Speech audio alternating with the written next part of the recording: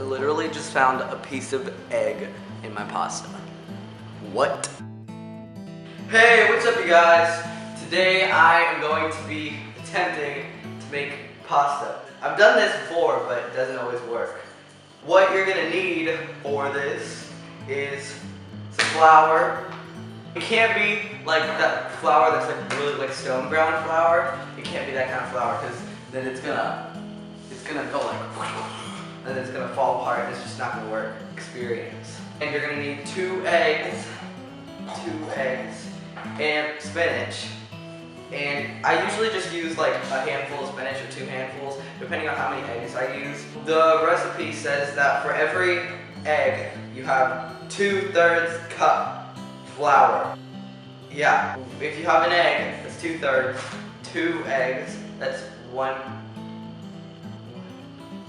If you have 2 eggs, that's 1 1/3 cup of flour. And you have 3, if you have 3, which is usually I do 3, but that's a little bit too much because I have a family of 4 and it still has leftovers. So today I'm just using 2, which means that oh god, okay.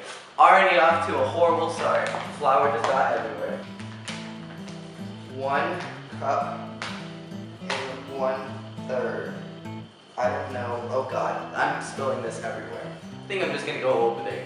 Okay, that's a little over, but it's okay because when you get the spinach, oh yeah, and you're gonna need water too. When you have spinach, the spinach alone won't have enough to give juice and stuff. By the way, it's spinach pasta, but oh god, you're just gonna need a little bit of water, not too much water, or else it's just gonna turn into like a liquidy mush and it's gross. I'm just gonna grab some water. I usually use more because of the eggs, but since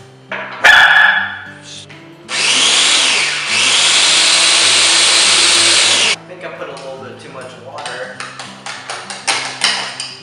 First fail. I don't have enough spinach. Let's not make spinach pasta. Well, let's not. You're just gonna dump your flour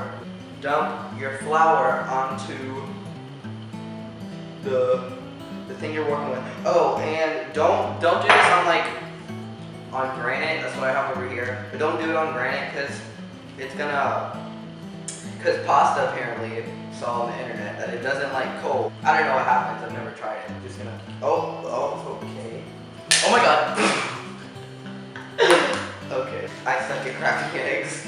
Oh god, got some shell in there. Protein.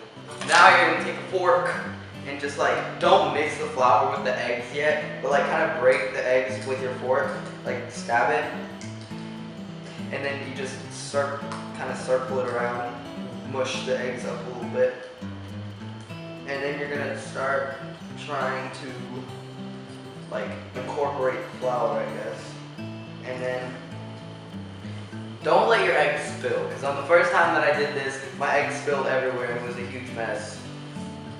And so now it's getting really clumpy. I don't know if you can see it, but it's getting really clumpy. And now it just looks like somebody threw up on the floor. So you're just gonna want to mush that. And when it gets hard enough for you to start doing it with your hands, per se. Oh yeah, you gotta have clean hands, by the way. Or else that's pretty gross. I guess that's pretty self-explanatory. But you're just gonna want to like move the flour around. I know this looks like a mess right now, but it works, trust me. A good thing is to always try to put less flour than you actually think it should be, because if you add too much flour, you can't take any out, and your pasta's just gonna be dry. You can add a little water, but then it'll be stupid. You see how it's like kind of turning hard, like not really pasta-like, but so you're gonna want to just take some water. Just take some water and kind of, oh my god. Fail number 2. I just spilled water everywhere. How stupid am I? This can get really messy because usually I do it with spinach, but we didn't have enough spinach. So I usually, if I put too much flour in it and it gets really dry, I just add some more spinach, and then like the spinach paste, I guess, that I make with the food processor. Now you have kind of this big mush thing that you gotta, I have a little bit of flour over here. You don't want to put too much flour in it, like I said, but you're just gonna want to make that central ball. Try to take some off of your hands. With a fork would be a good tool. Oh! But you just wanna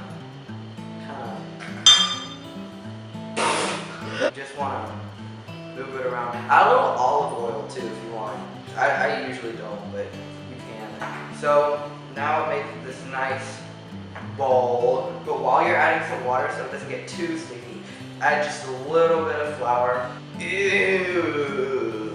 Now you can just go wash your hands so this is easier. Now that you have like the pasta, I guess, base, the foundation of it, you can kind of go wash your hands. And usually I put plastic wrap around it so it doesn't dry. And that's another thing. You don't want to leave your pasta like out because it might dry out and then it just won't work.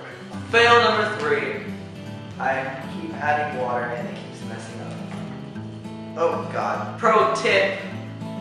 Put your water in a tablespoon, like a teaspoon kind of thing, so you don't end up pouring too much, or else it'll end up really wet.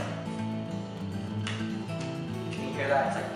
It's like that really annoying kid in class. Oh my God, I put too much flour. I literally suck at this. You don't actually wrap it in plastic wrap yet, but you have to like knead it.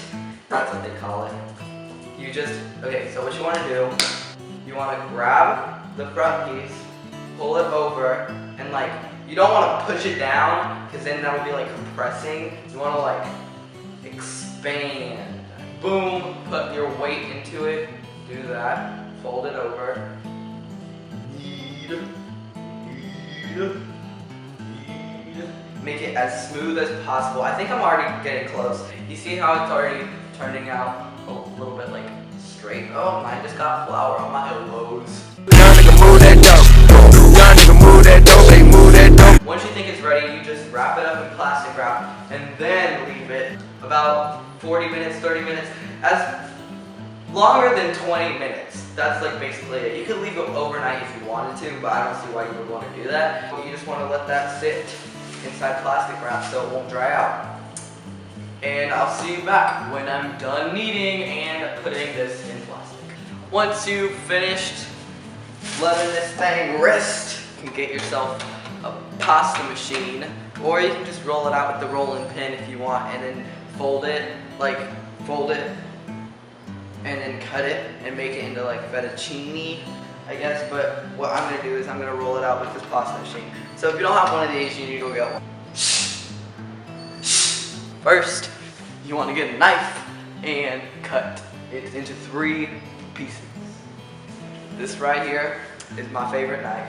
So what I'm going to do is kind of roll this around so it doesn't stick in flour. Just roll it around flour. So now that you've let it rest, it kind of looks like that. Kind of looks the same, I guess. Don't cut your finger. Kind of equal things. So you want to kind of flatten it out on the table. Or like maybe pull it apart a little bit. Put it on the lowest setting over here. So you want to roll it out. And the reason you put flour on it is so it doesn't stick and then roll over on itself, and then you got a whole mess. I actually broke it once like that. Hold it like that, like that. This is just getting it used to going through the pasta machine. And after each time you put flour on it, I just found some more eggshell. Do it perpendicular to the fold, I think, to the folds, multiple folds. Okay, I almost broke it again. So then you go to a 6, which is the next setting. I'm just gonna cut off this so it turns more into a rectangle. You don't have to do it. Just easier for me. Roll it out. Okay, there we go. And you just want to keep doing that. That was just on 6. Now I'm pulling it down to a 5. There's like little pieces of eggshell all around. And I'm making fettuccine. I rarely ever go to the lowest setting. I think I'm stopping at this one. that. It's pretty thin. And this setting is a 3. This pasta machine came with a nifty little fettuccine cutter. So I'm just gonna roll it out. And so now you're just gonna do the same thing to every single one around.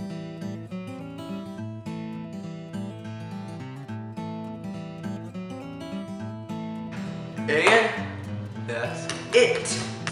Hope you guys enjoyed this video. Like, share, subscribe, and comment if you want me to do more videos like this or not. I'm probably only going to do this one because this is like the only thing I know how to make. But yeah, and also this video isn't really a video, I guess, because next Friday I'm going to be at Disney for a band trip. And I'm going to vlog that, so get ready because it's going to happen. I'm going to vlog every day. And it's going to be separated by day 1, day 2, and day 3. We're going to be there for 3 days, and I'm excited for it, and I hope you are too. So that's it for this video. Bye!